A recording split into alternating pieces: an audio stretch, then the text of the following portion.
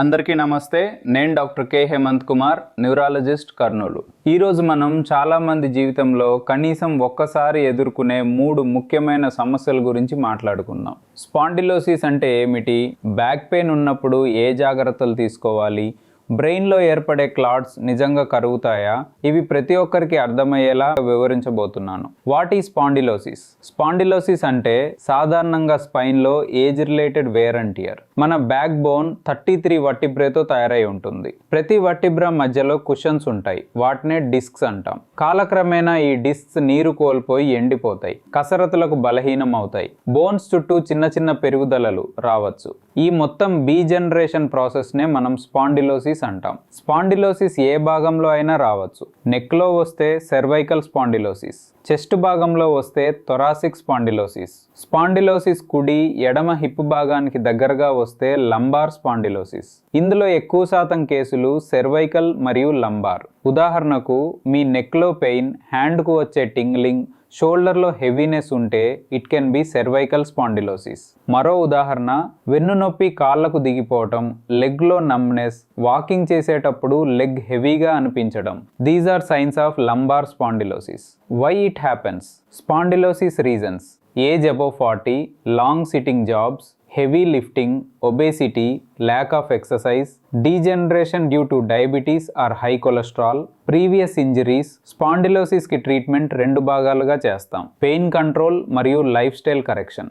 1. Medications: painkillers, muscle relaxants, B12 supplementation. ఉదాహరణకు మీరు long sitting job ఉంటే muscles tight అవుతాయి. మసిల్ రిలాక్సెంట్ ఇవ్వటం వల్ల స్పాజమ్స్ తగ్గి మూవ్మెంట్ ఈజీ అవుతుంది. 2. Physiotherapy: strengthening exercises, core activation, posture correction. ఇవి బ్యాక్ బోన్ కి సపోర్ట్ ఇస్తాయి. Simple example, plank, bridge exercise వంటివి బ్యాక్ ను బలపరుస్తాయి. 3. హీట్ థెరపీ: హాట్ ఫర్మెంటేషన్ వల్ల మసిల్స్ టైట్నెస్ తగ్గి బ్లడ్ సర్క్యులేషన్ పెరుగుతుంది. 4. Lifestyle changes: correct chair usage, weight loss, avoiding heavy lifting. 5. Advanced treatments: if nerve compression severe అయితే epidural injections లేదా rarely surgery. For example, disc bulge, nerve మీద బాగా ఒత్తిడి పెడితే leg కి current like pain వస్తుంది. ఈ సందర్భంలో సర్జికల్ డీకంప్రెషన్ అవసరం కావచ్చు. బ్యాక్ పెయిన్ ఉన్నప్పుడు జాగ్రత్తలు: బ్యాక్ పెయిన్ అనేది ఒక రోజు వంట కాదు. ఇది wrong lifestyle, wrong posture వల్ల స్లోలీ డెవలప్ అవుతుంది. ప్రతి ఒక్కరూ కొన్ని తప్పులు చేస్తారు: long sitting, soft sofa, sudden bending, heavy weight lifting. Dos: correct posture, సూటిగా కూర్చోవటం, బ్యాక్కు గ్యాప్ లేకుండా, చైర్లో సపోర్ట్ ఉండాలి. చాలా మంది ల్యాప్టాప్తో పడుకునే పొజిషన్లో పనిచేస్తారు. That is the biggest mistake. 2. Warm compress: daily 10 minutes hot water bag పెట్టండి, ఇది మసిల్స్ రిలాక్స్ చేస్తుంది. 3. Walking: 30 minutes walking back muscles కి best therapy. 4. Sleeping position: side sleeping with pillow between knees is best. Don'ts: 1. Sudden bending: floor కి sudden గా వంగి ఏదైనా ఎత్తడం, disc prolapse కు main reason. 2. Soft mattresses: soft bed మీద నిద్రిస్తే స్పైన్ షేప్ డిస్టార్ట్ అవుతుంది. 3. లిఫ్టింగ్ హెవీ వెయిట్స్, ఎస్పెషల్లీ జిమ్లో wrong technique dangerous. 4. Avoid continuous sitting: 45 మినిట్స్కి ఒకసారి లేచి 2 మినిట్స్ వాక్ చేయండి. డోంట్ బ్రెయిన్ క్లాట్స్ డిజాల్వ్: బ్రెయిన్లో క్లాట్ ఏర్పడితే అది ఇస్కీమిక్ స్ట్రోక్, అందులో బ్రెయిన్కి రక్తం చేరదు. ఇప్పుడు ప్రశ్న, ఈ క్లాట్స్ నిజంగా కరుగుతాయా? Answer: yes, but only with timely treatment. How clots dissolve?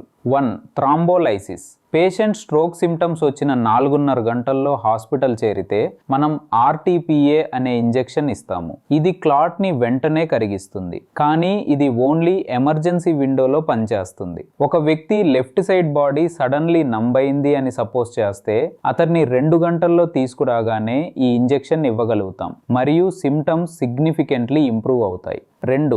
Mechanical thrombectomy: brain main వెసల్లో పెద్ద క్లాట్ ఉంటే ఒక క్యాథీటర్ ద్వారా డైరెక్ట్ గా క్లాట్ తీసేస్తాము. ఇది 6 నుండి 24 గంటల్లోపు పనిచేస్తుంది. 3.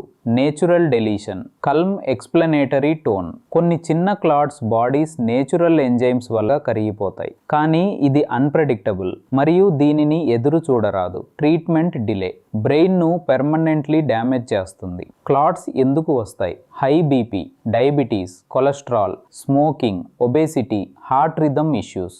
Stroke warning signs: FAST, face droop, arm weakness, speech problem, prevention, BP control, diabetes control, no smoking, weight loss, exercise, healthy diet. Final message: మొత్తానికి spondylosis, back pain మరియు బ్రెయిన్ క్లాట్స్ ఇవి 3 వేర్వేరైన ఒక సామాన్య విశేషం ఉంది. సమయానికి గుర్తించడం